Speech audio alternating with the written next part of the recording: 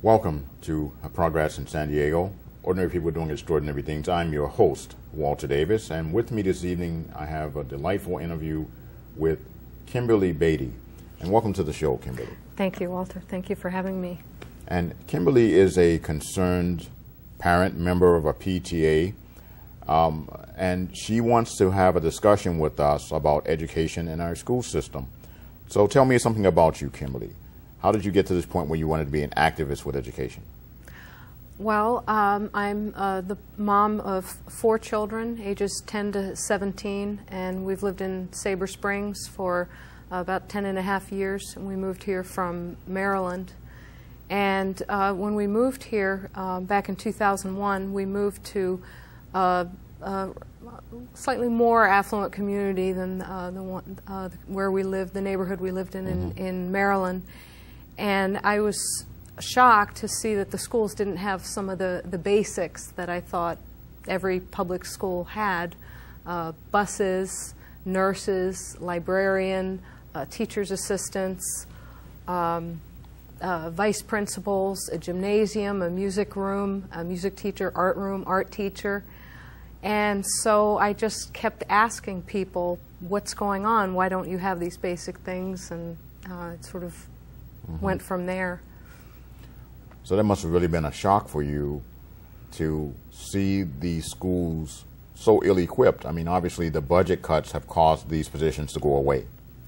Well, and this was really before this time period preceded the real draconian cuts there was, or the budget crises that we faced in the 21st century, in the first decade. That came around a couple years later. First there was a budget crisis at the state level back in 2003, and that lasted for a couple of years, and then things sort of leveled off, improved a little bit, and then of course the latest crisis occurred in 2008. If I could just rewind a bit, I mentioned the state budget crisis, and that's because what I found out through my digging was that the majority of school funding, public school funding, K through 12, comes from Sacramento. It comes from the state income and sales tax. It's averages across the state 60%. Of the school funding comes from the state, and the school district that I'm in is about the same, that same percentage. Wow. So you're saying that even before the budget cuts came in, the schools were inadequate? Yes, and that's what my digging led to the common denominator. After having spoken with elected officials, parents, teachers, community members, the common denominator was that the underfunding, the systemic underfunding of education had its origins in Proposition 13, which was passed in 1978 and is most well known for having rolled back property taxation rates to 1975 levels and capped them at 1% of the purchase price.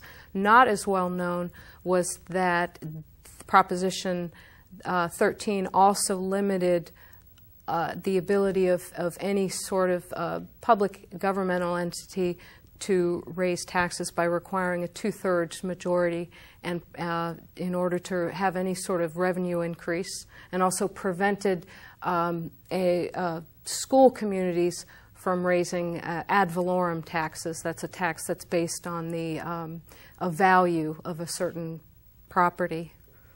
So this is just a lot of irresponsibility, it seems, and a lot of lack of focus on what's truly important to our communities.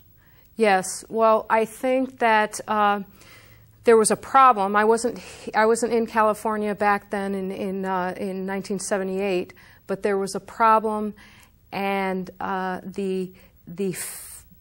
sometimes citizens-made law is not properly vetted, and this was a case of overkill, perhaps a bad law being implemented to address a problem that could have been addressed in a better way. And my understanding is there were other proposals out there.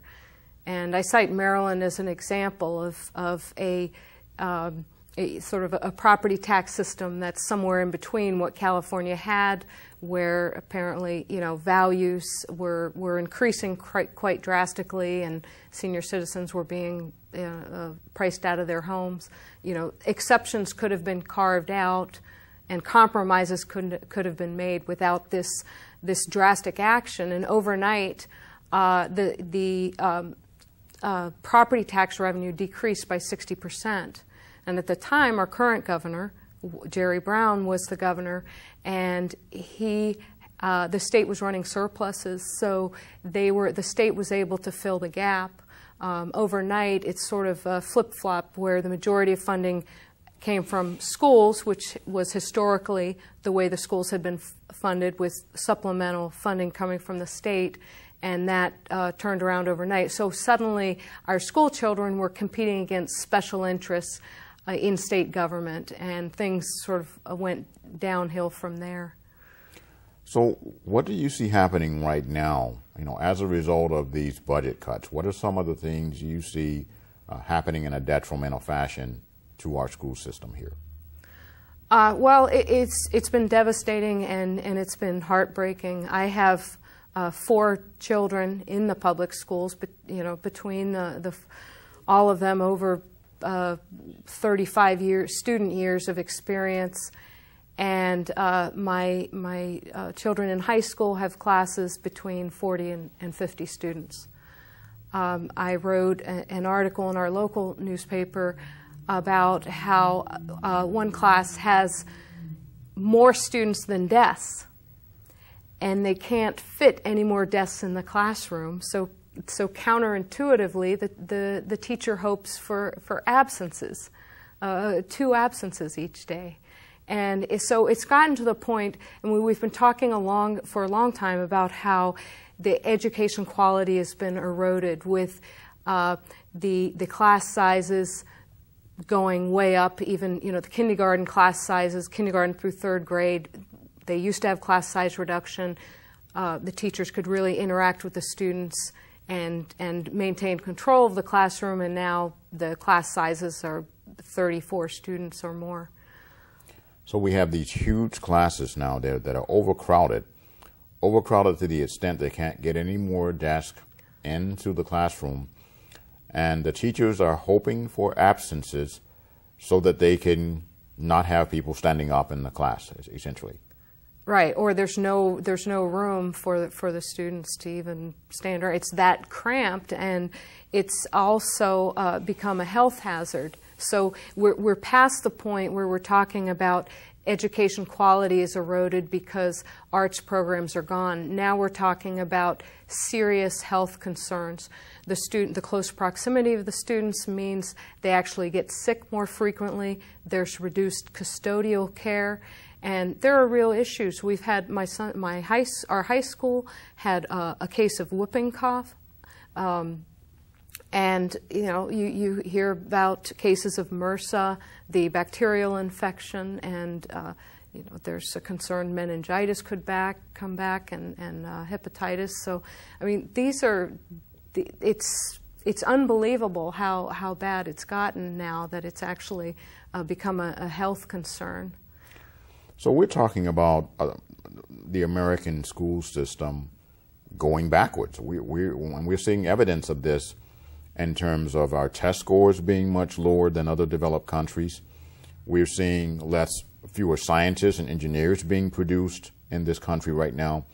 There are not enough skilled workers or educated or trained workers to take a lot of the very high-paying jobs that are generated by the economy. So as a result, well, we're fueling crime, we're fueling poverty with this, and we're shortchanging our future, it seems. Right.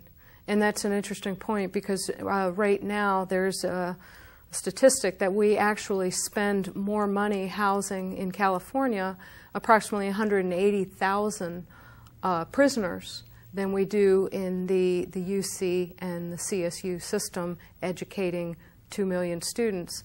And it's not that we don't have the money, because there's this fallback argument that, well, we're in rough economic times.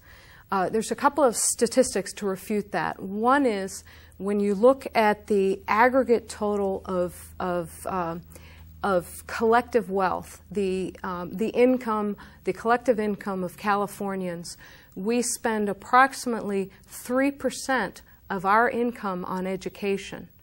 The national average is over 4%, and you have many states, say up in the New England area, that are spending upwards of 8% of their collective income on education. And I might add, back in 1985, we spent 4.5% of our income on education. Every percentage point is around $17 billion is what it translates into. That would be about an extra 30% of funding for education. So not only have we had our state income revenue has decreased about 20%. So not only do we have this reduced smaller pie, but we're spending a smaller fraction of that smaller pie on education. So it's a matter of priorities. And we have our elected officials, uniformly, our elected officials claim to be great supporters of education. The fact of the matter is we wouldn't be in this crisis if they honestly did prioritize and support education. So this is again a reflection on some of the barbaric laws that we have in this country and in this state, where we're warehousing people in prison when they have mental illness. Every 38 seconds an American citizen is arrested due to some type of drug charge. The irony of what you're talking about here is that the very same companies that serve food to our prisoners in prison are also the ones in charge of serving food to the children in the school system.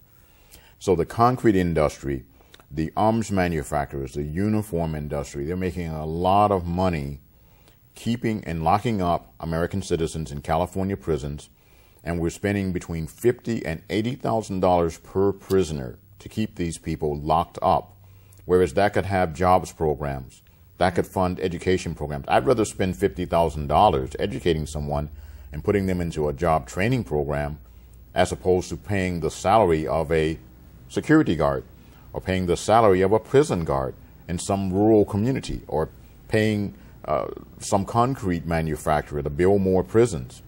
And so these barbaric laws that we have that lock people up for possession of a plant, it's ridiculous. And so it's destroying our entire economy. It's destroying our education system. It's destroying our budget. So the wars that we're fighting overseas are destroying our national budget, and the war that we have on the American people in terms of locking people up in prison for drug charges is destroying our economy here. And the irony of this is that it's not working. We still have the violence. We still have the addiction. We don't have treatment programs for the addiction. We don't allow the prisoners to get jobs when they get out of prison, because when they check the box saying that they're previously convicted, nobody wants to hire them.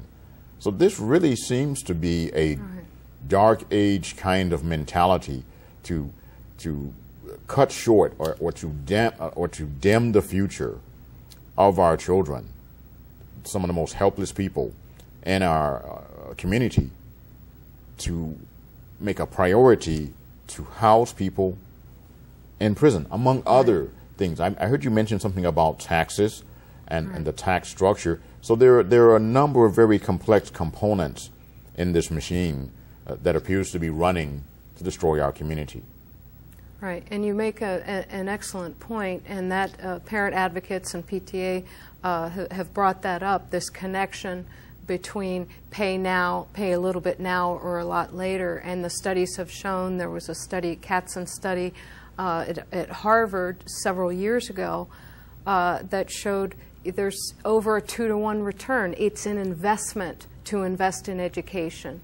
And if you don't, and it costs so much less to put that, if you invest ahead, then that can prevent students from dropping out and can perhaps stem the tide of the prison population. So you have that avenue.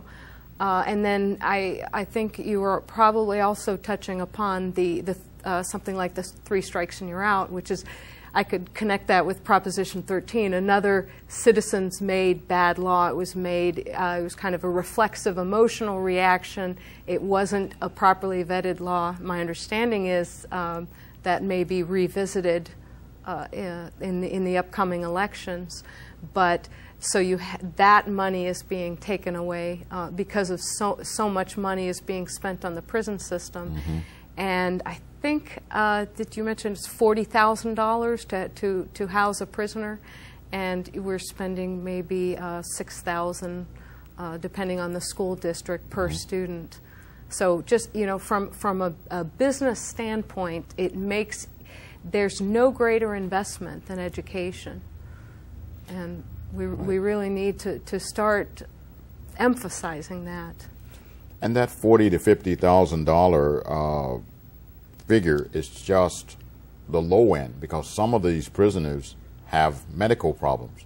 So they're getting treatment in prison, and some of these procedures are, you know, hundreds of thousands of dollars for this medical treatment alone for these prisoners that are housed in jail for the rest of their lives.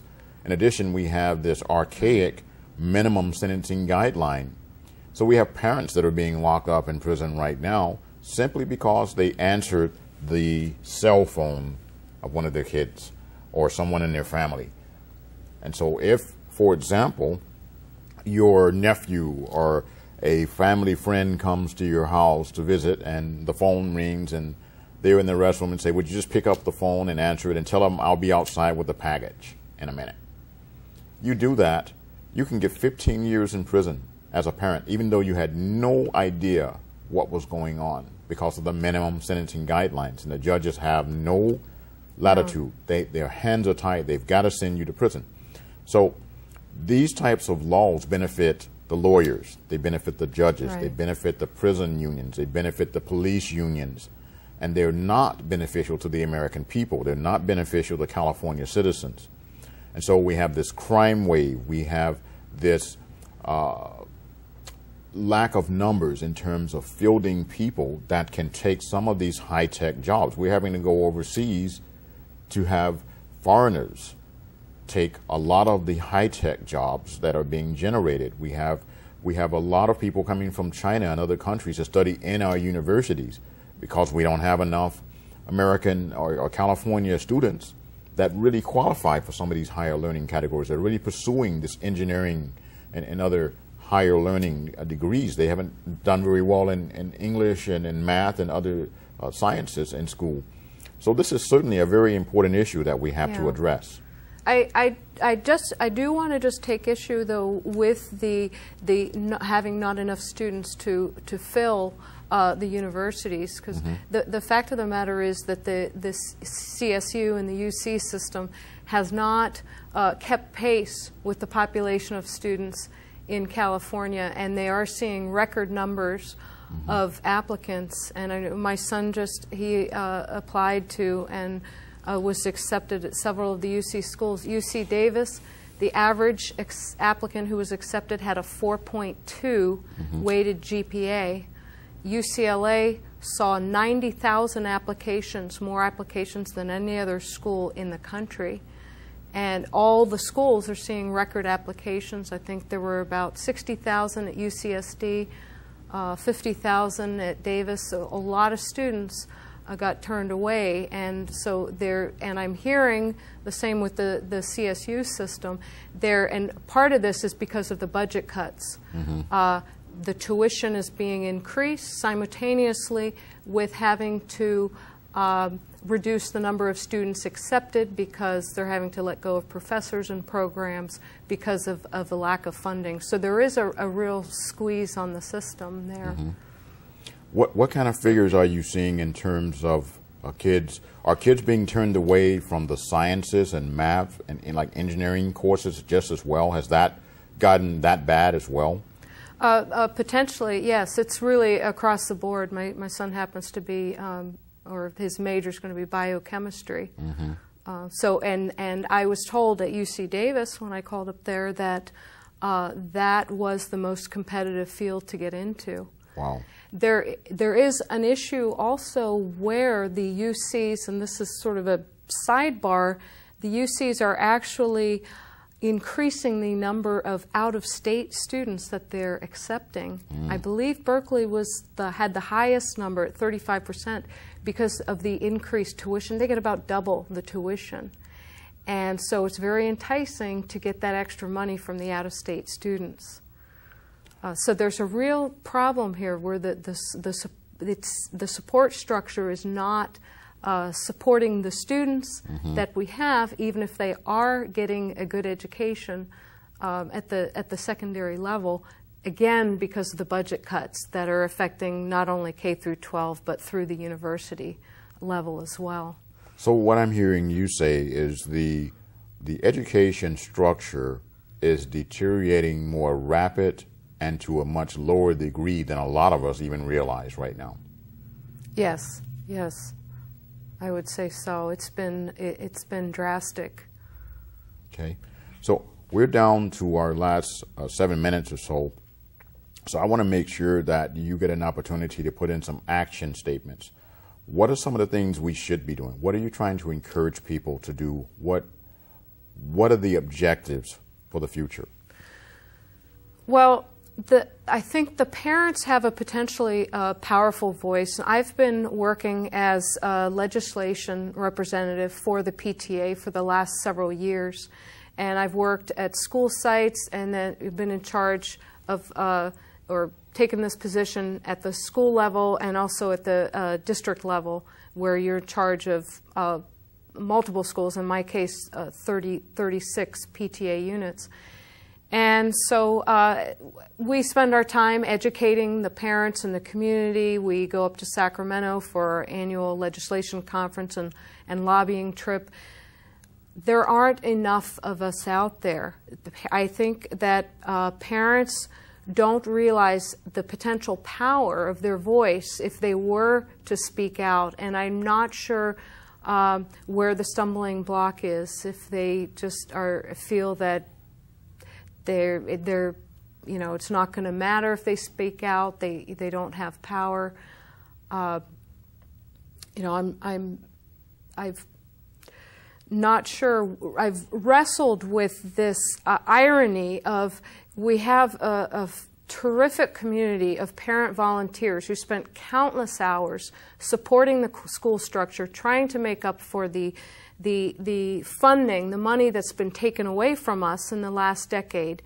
And we have fundraisers and we have school foundations set up, and we spend countless hours collectively, you know, thousands of hours working to raise maybe tens of thousands of dollars, dinner auctions, this sort of thing, so we can supply schools. And yet, if the parents were to really motivate, the PTA is currently backing an initiative called Our Children, Our Future. That's a funding initiative to raise taxes pretty much progressively across the board, income taxes in the state, for money that would go directly to the schools. And this could potentially bring in over $1 million to each school. Mm-hmm. And yet, but to get involved with this involves it's politics, you know, beyond the local school fundraising level, and we need more parents engaged in this process, because our district is really short approximately $60 million. Right now, our budget's about $228 million. So it's a significant amount of money, and we could bring in potentially half that if the parents were to get active and support this which is most likely going to be a ballot initiative for the 2012 election. Okay. So again, there is a disconnect with the parents in terms of them being involved, and I guess that's for a number of reasons. You mentioned that they feel powerless. Perhaps mother and father are so busy working, just trying to make a living. Right, exactly. We've noticed that in our community, and I believe this is a nationwide phenomenon. I'm hearing it through PTA and other organizations, that volunteerism is down, and it's most likely because fewer and fewer families can afford to live on a single income. Many times you have both working parents or a single parent, and maybe there's multiple jobs. So you're absolutely right. There's definitely a time crunch is a problem. Okay. It's an unfortunate dichotomy, because the less engaged the parent community is, or even citizens are, then the greater likelihood that the school funding will be further eroded by these special interests that are also vying for these limited dollars in Sacramento or the state houses across the country. Well, great. It's been really good to have you on the show, and believe it or not, we're at the end. So can you just take 20 seconds and Yes. give your final statement to the audience, please? Okay, well, thank you. I've enjoyed being here, and I would like to, my purpose is to educate the broader community about what's going on in the schools.